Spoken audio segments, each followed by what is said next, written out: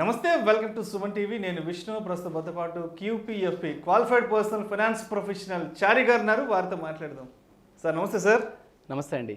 Sir చారి గారు, ఇప్పుడు investment options అనేవి చాలా రకాల ఇన్వెస్ట్మెంట్ ఆప్షన్స్ ఉన్నాయి. Real estate, mutual funds, stock market, లేదంటే గోల్డ్ ఇన్వెస్ట్మెంట్స్. అయితే వీటన్నింటిలో మ్యూచువల్ ఫండ్స్ మాత్రమే ద బెస్ట్ ఇన్వెస్ట్మెంట్స్ అనుకోవచ్చు అంటారా, లేదంటే బెస్ట్ ఇన్వెస్ట్మెంట్ అంటారా మీరు? అంటే మ్యూచువల్ ఫండ్ ఒక్కటే బెస్ట్ ఇన్స్ట్రుమెంట్ అని అలాంటి కామెంట్ నేను చేయను. But mutual fund is one of the best instrument అని మాత్రం నేను చాలా చాలా స్ట్రాంగ్గా చెప్తాను. One of the best instrument. ఇప్పుడు అంటే ఫర్ ఎగ్జాంపుల్ మనం జనరల్గా మ్యూచువల్ ఫండ్స్ని కంపేర్ చేసినప్పుడు స్టాక్స్, రియల్ ఎస్టేట్ ఎక్కువ ముందుకు వస్తాయి. అసెట్ క్లాస్లో ఉంది కాబట్టి వాటితో ఎక్కువ కంపేర్ చేస్తాం. ఓకే, స్టాక్లో ఇన్వెస్ట్మెంట్ చేసినప్పుడు ఏమవుతుంది అంటే మనకి ఇప్పుడు జనరల్గా లాస్ట్ 5 years నుంచి నడుస్తున్న ట్రెండ్ ఏంటంటే 25 years బ్యాక్ ఏదో ఒక 10,000 ఒక స్టాక్లో పెడితే అది ఇవాళ 100 కోట్లు అయిందంట అని చాలా స్టాక్స్ ఉన్నాయి. ఆ స్టాక్స్ని చూసిన వాళ్ళు జనరల్గా లాస్ట్ 5 years నుంచి ట్రెండ్ ఎలా స్టార్ట్ అయిందంటే, నేను ఒక 10,000 కాదు, నేను 1,00,000 రూపాయలు పెడతాను లేదా 10 లక్షలు పెట్టేస్తాను, నాకు 100 కోట్లు అవ్వకపోయినా పర్లేదు, ఒక 10 కోట్లు 20 కోట్లు అయితే చాలు, అసలు స్టాక్ మార్కెట్లో ఎలా స్టడీ చేయాలి, ఎలా ఇన్వెస్ట్ చేయాలి అని చెప్పి స్టాక్ మార్కెట్లోకి ఎంటర్ అయ్యారు. ఎంటర్ అయిన తర్వాత అక్కడ నుంచి స్లోగా కొంచెం ముందుకెళ్ళి నేను కొన్న కంపెనీస్ని అంటే అలాగే నేను నెక్స్ట్ 20 years అట్లా వదిలేసేయాలా, లేకపోతే ప్రాఫిట్ బుక్ చేసుకొని మళ్ళీ అది తగ్గినప్పుడు మళ్ళీ కొనాలా, సో నేను ఎలా వెళ్తే బెటరు అనే ఈ ఆలోచనలు పడిపోయి స్లోగా దాని నుంచి ట్రేడింగ్కి వెళ్ళిపోయారు. ట్రేడింగ్లోంచి మళ్ళీ స్లోగా ఇప్పుడు బయటకు వస్తున్నారు. ఏంటంటే స్టాక్ మార్కెట్ అనేది అంత ఈజీ కాదు. సో దాంట్లో లాభాలు రావాలన్నా నష్టాలు రావాలన్నా మనకు కంప్లీట్గా దానికి ఒక ఎక్స్పర్టైజ్ కావాలి. స్టాక్ మార్కెట్ అనేది హై రిటర్న్స్ ఇచ్చే ప్రోడక్ట్ అయినప్పటికీ కూడా దాంట్లో 2 చాలా ఇంపార్టెంట్ అండి. ఒకటి ఎక్స్పర్టైజ్, రెండవది టైం స్పెండ్ చేయాలి మనం. ఇవి 2 ఉండగలిగితేనే స్టాక్ మార్కెట్లో హై రిటర్న్స్ లాంగ్ టర్మ్లో వస్తాయి. ఓకే, అలాగే రియల్ ఎస్టేట్ కూడా తీసుకోండి. ఎప్పుడో మన ఒక 20-25 years బ్యాక్ ఎక్కడో ఒక ఎకరం జాగ్ కొనేసి వదిలేశారు. దాని చుట్టూ ఒక రింగ్ రోడ్ పడింది. ఇవాళ అందరూ సడన్గా కోటీశ్వర్ అయిపోయారు. ఓకే, ఇప్పుడు చాలామంది ఏం ఆలోచిస్తున్నారంటే నేను కూడా మళ్ళీ ఇంకో రింగ్ రోడ్ వస్తుందేమో, రీజనల్ రింగ్ రోడ్ వస్తుంది, అక్కడికి వెళ్ళి నేను కొని పెట్టేసుకుంటాను, సేమ్ 20 years తర్వాత నాకు ఇలాగే వస్తే సరిపోతుంది అని అనుకుంటున్నారు. మేబీ అది అవ్వచ్చు, అవ్వకపోవచ్చు. Okay, we don't know. So growth అనేది ఉంటుంది. కానీ రియల్ ఎస్టేట్ కూడా చాలామందికి తెలియని విషయం ఏంటంటే అక్కడ కూడా ఎక్స్పర్టైజ్ కావాలి, అక్కడ కూడా టైం స్పెండ్ చేయాలి మనం. ఓకే, ఈ 2 ఇన్స్ట్రుమెంట్స్లో ఏమవుతుంది అంటే మనం టైం స్పెండ్ చేయాలి, అలాగే మనకి చాలా ఎక్స్పర్టైజ్ చాలా చాలా ఇంపార్టెంట్. ఒక కంపెనీని స్టడీ చేయడం అనేది అంత ఈజీ కాదండి. ఓకే, జనరల్గా మ్యూచువల్ ఫండ్స్లో ఏమవుతుంది అంటే మనం ఇంత ఎక్స్పర్టైజ్, ఇంత టైం స్పెండ్ చేయాల్సిన అవసరం లేదు. This is the first point. నేను మీకు లాస్ట్ టైం కూడా ఒకసారి చెప్పాను, మనం ఢిల్లీ నుండి హైదరాబాద్కి ఒక ఫ్లైట్లో రావాలి అంటే పైలట్ ట్రైనింగ్ తీసుకొని ఫ్లైట్ నడుపుతూ రావచ్చు, లేదా టికెట్ కొనుక్కొని ప్యాసింజర్ లాగా రావచ్చు. సో మనకి పైలట్ ట్రైనింగ్ తీసుకొని మనం ఢిల్లీ నుంచి ఇక్కడికి రావాలి అనేది ఏంటంటే స్టాక్ మార్కెట్లో ఇన్వెస్ట్ చేయడం లాంటిది. దానికి 100% దానికి ఒక ట్రైనింగ్, దానికి ఒక సపరేట్ ఫోకస్ ఇదంతా కావాలి. దానికి మనం చాలా టైం స్పెండ్ చేయాలి, ఎక్స్పర్టైజ్ కావాలి. అదే మ్యూచువల్ ఫండ్స్కి ఏంటంటే మనం దర్జాగా కాలు మీద కాలు వేసుకొని టికెట్ కొనుక్కొని రావచ్చు. ఓకే, 2 మంచివే, 2 ఇన్స్ట్రుమెంట్స్ మంచివే. కానీ ఎక్కువ బెటర్ ఏంటి అంటే యాజ్ ఏ ఇండివిజువల్ ఎక్కువ బెటర్ ఏంటి అనేది ఇంకొంచెం ఒక స్టెప్ ముందుకెళ్ళి మనం తెలుసుకుందాం. ఫర్ ఎగ్జాంపుల్ విష్ణు గారు మంచి వాళ్ళ చెడ్డవాళ్ళ అంటే మీరు ఏం చెప్తారు? అబ్వియస్గా మంచి వాళ్ళని చెప్తారు. యాక్చువల్గా మీరు మంచివారు కాదా అనేది సొసైటీ చెప్పాలి, అవతల వాళ్ళు చెప్పాలి, సొసైటీ చెప్పాలి అంటే దానికి కొన్ని పారామీటర్స్ కావాలి. ఫర్ ఎగ్జాంపుల్ ఈయన నలుగురితో మంచిగా మాట్లాడతారండి, ఫ్యామిలీని చక్కగా చూసుకుంటారండి, ఆయనకి దేవుడు అంటే చాలా భక్తి అండి, సో ఇతను మంచివారు అని కొన్ని పారామీటర్స్ని చెక్ చేసుకొని సొసైటీ చెప్తుంది పలానా వ్యక్తి చాలా మంచి వాళ్ళంట అని. అలాగే ఒక ఇన్స్ట్రుమెంట్ మంచిదా కాదా అని మనం చూడాలి అంటే కొన్ని పారామీటర్స్ కావాలి దానికి. Okay, for example every month మీకు ఒక 100 రూపీస్ శాలరీ వస్తుంది అనుకోండి. ఈ శాలరీలోంచి మీరు 50 రూపీస్ ఇన్వెస్ట్ చేయాలి. మీకు 100 రూపీస్ వస్తే 50% of your monthly income your investing. ఇది హార్డ్ అండ్ మనీ, ఫ్రీగా వచ్చిన మనీ కాదు మీకు. ఇప్పుడు ఇలా ఇన్వెస్ట్ చేస్తున్నప్పుడు ఏమేం బెనిఫిట్స్ ఉంటే మీరు ఇన్వెస్ట్ చేస్తారు? ఫస్ట్ ఏం చూస్తారు అన్నిటికంటే ముందు? అంటే మనకి మంచి రిటర్న్స్ వస్తున్నాయి, డబుల్ రిటర్న్స్ వస్తున్నాయి, త్రిబుల్ రిటర్న్స్ వస్తున్నాయి. అంటే అద్భుతమైన రిటర్న్స్ రావాలి, కానీ నా డబ్బు పోయినా పర్లేదు అంటారా? అట్లా అనుకో, నా డబ్బుకి డబ్బు ఉండాలి, నాకు బెనిఫిట్ రావాలి, అంటే సేఫ్టీ, నా క్యాపిటల్ లాస్ అవ్వకూడదు. సో సేఫ్టీ ఉండాలి, దాంతో పాటు మంచి రిటర్న్స్ ఉండాలి. సేఫ్టీ అండ్ రిటర్న్స్ రెండు ఉండాలి. ఓకే, ఫర్ ఎగ్జాంపుల్ 100% సేఫ్గా ఉంది, చాలా మంచి రిటర్న్స్ వస్తున్నాయి. ఫర్ ఎగ్జాంపుల్ మీరు ఒక 1 crore ఇన్వెస్ట్ చేశారు ఇవాళ, నేను 100% సేఫ్టీతో మీకు 100 crores ఇస్తానంటాను. కానీ ఈ డబ్బు మీ ఏజ్ 90-94లో ఇస్తానంటాను. మీరు అలాంటి ప్రోడక్ట్లో ఇన్వెస్ట్ చేస్తారా? ఇస్తాం. ఎందుకంటే ఏదైనా మనం యాక్టివ్గా ఉన్నప్పుడే ఆ డబ్బుతో మనం ఎంజాయ్ చేయగలము, దాన్ని ఏదైనా ఆస్వాదించగలం. కానీ ఒక 80 ఏళ్ళ వయసుకో 90 ఏళ్ళ వయసు కంటే అది అవసరం. అంటే దీని అర్థం ఏంటంటే సేఫ్టీ రిటర్న్స్తో పాటు మన డబ్బు మనకు అందుబాటులో ఉండాలి.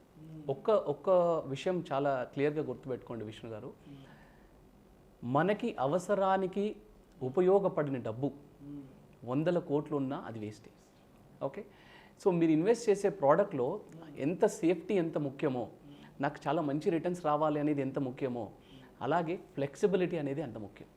అంటే నాకు అవసరం పడ్డప్పుడల్లా నేను డబ్బు విత్డ్రా వినియోగించుకుంటూ ఉండాలి. అవసరమైతే నేను ఇన్వెస్ట్ కూడా చేస్తాను, అవసరమైతే నేను విత్డ్రాల్ కూడా చేస్తాను, అంటే అత్యవసరమైతే. ఓకే, దీంతో పాటు ఇంకొక కాంపోనెంట్ చూడాలి మీరు. ఫర్ ఎగ్జాంపుల్ మీ హోమ్ టౌన్లో మీరు ఒక ల్యాండ్ కొన్నారు, ఓకే, లేదా హైదరాబాద్లో మీరు ల్యాండ్ కొన్నారు.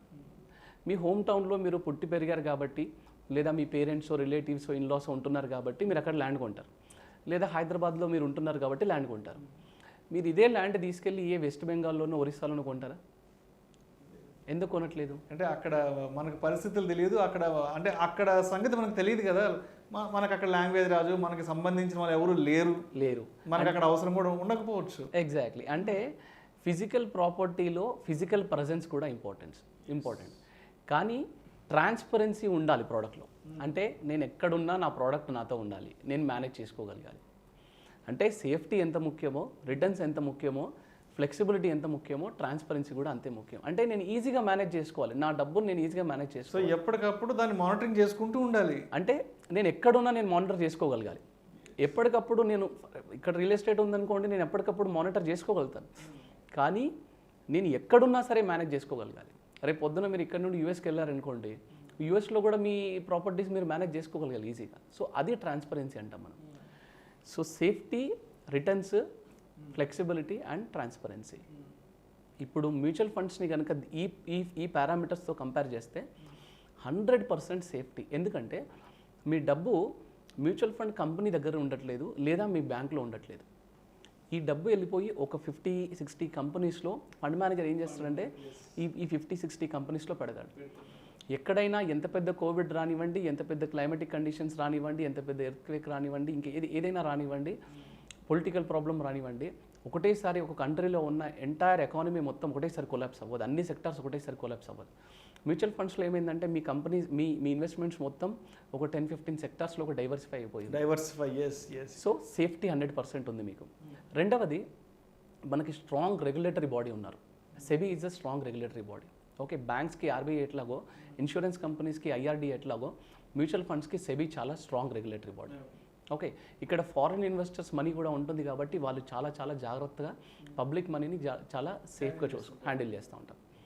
రెండవది, హై రిటర్న్స్ విషయానికి వస్తే మీరు మ్యూచువల్ ఫండ్స్లో అన్ని రకాల ఫండ్స్ ఉంటాయి, వెరీ అగ్రెసివ్. అందులో ఇందులో మీరు డిసైడ్ చేసుకోవచ్చు, యాజ్ ఎ ఇన్వెస్టర్ మీరు డిసైడ్ చేసుకోవచ్చు. నాకు వెరీ హై రిటర్న్ కావాలంటే వెరీ అగ్రెసివ్ ఫండ్స్, నాకు మోడరేట్ రిటర్న్స్ కావాలంటే మోడరేట్ రిస్క్ ఉన్న ఫండ్స్, లేదా లో రిస్క్ నాకు స్టేబుల్గా ఉండాలి కానీ నాకు మినిమం 10-12% వచ్చినా చాలు అనుకుంటే ఆ రకాల ఫండ్స్ ఉన్నాయి. అన్ని రకాల ఫండ్స్లో మీరు ఇన్వెస్ట్ చేసుకోవచ్చు. తర్వాత ఫ్లెక్సిబిలిటీ, మీరు మంత్లీ ఇన్వెస్ట్ చేసుకోవచ్చు, మీ దగ్గర ఉన్నప్పుడల్లా ఇన్వెస్ట్ చేసుకోవచ్చు, మీ దగ్గర ఏదైనా లంసమ్స్ వస్తే ఇన్వెస్ట్ చేసుకోవచ్చు, లేదా మీరు ఎప్పుడైనా విత్డ్రా చేసుకోవాలనుకుంటే చేసుకోవచ్చు, మీరు ఎప్పుడైనా పార్షియల్ విత్డ్రాల్ చేసుకోవాలి, మొత్తం అంతా కలిపి నేను తీసుకోవాలనుకోవట్లేదు, కొంచెం అమౌంట్ తీసుకోవాలనుకుంటున్నాను, పార్షియల్ విత్డ్రాల్ చేసుకోవచ్చు. Complete flexibility. అండ్ మ్యూచువల్ ఫండ్స్కి ఫిజికల్ ప్రజెన్స్ రిక్వైర్మెంట్ లేదు, మీరు ఎక్కడున్నా అక్కడి నుంచి మేనేజ్ చేసుకోవచ్చు. మీరు అవుట్ ఆఫ్ కంట్రీలో ఉన్నారా, అవుట్ ఆఫ్ స్టేట్లో ఉన్నారా, ఎక్కడున్నా సరే మీరు జస్ట్ ఫింగర్ టిప్స్ మీద మీరు మ్యూచువల్ ఫండ్స్ని మేనేజ్ చేసుకోవచ్చు.